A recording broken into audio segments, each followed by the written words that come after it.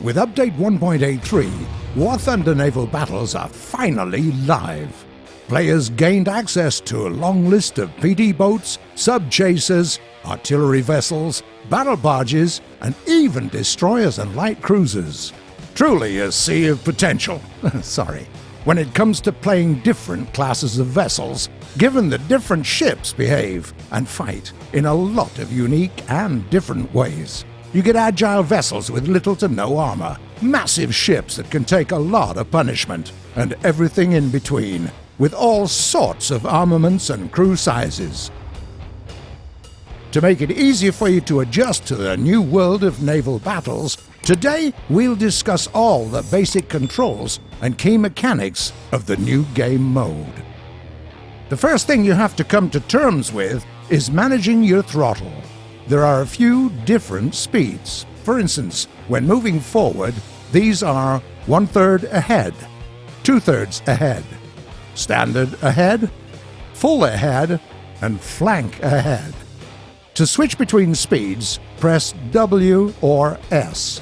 If you hold both of them at the same time, you reset the value.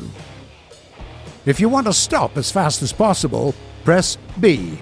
It will automatically force the engine to work in the way needed to stop all movement.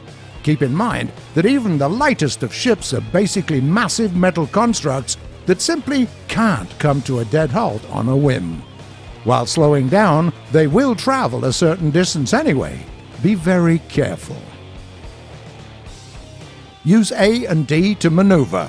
Just remember that you're relying on a rudder to make turns, and it takes time to shift it. There is also this thing. As a general rule, the bigger the ship is, the bigger its turning radius gets. Okay, now let's discuss armaments. You get quite a few things to play with.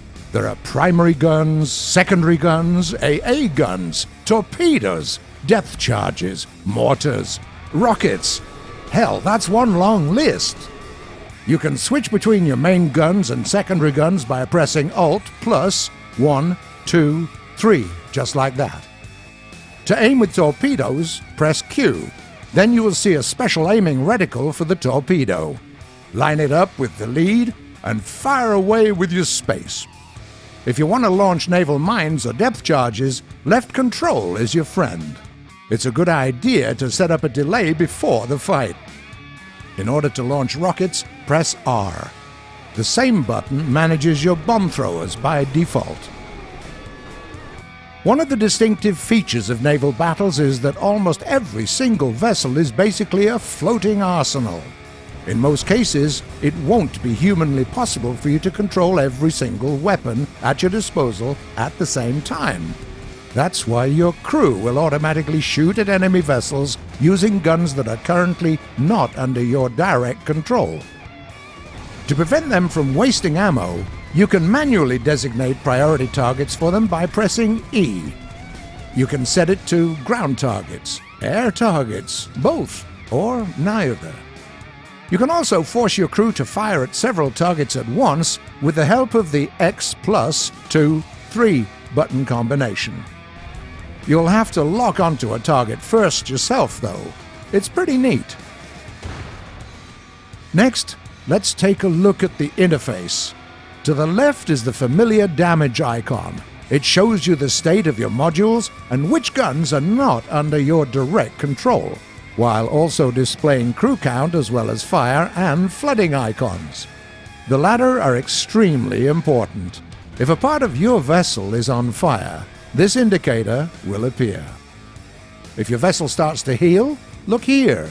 It's your buoyancy. The smaller the number, the bigger the chances that you're going to sink. Also, pay attention to your crew count. You won't do much good with a vessel devoid of people. It's okay that by default, it's not at 100%. You get 100% only after maxing out crew interchangeability under the Ship Commander tab. Right in the center is an indicator showing what armament you're currently using, and also the buttons for different types of ammunition and survival measures. To the right, the traditional Minimap. A lot of things you see here will be familiar for any veteran of ground battles. Choosing ammo types, using artillery strikes and tow cables, managing repairs and FPE, all of that works just as usual. A new thing is reducing or stopping flooding. By default, it's activated when you press 8. By the way, if you hold 6, 7, or 8, an A will appear on the corresponding icon, and the action, putting out the fire, repairing the vessel, or reducing flooding, will happen automatically. Just remember that it takes more time to finish if you do 2 at the same time. If you do all 3, there will be a penalty. It takes time to master the controls and learn to use a vessel of your choice as if it were a finely tuned instrument. Take it slow, make use of the testing range, and don't be in a hurry to get to high ranks. A pint of sweat saves a gallon of blood.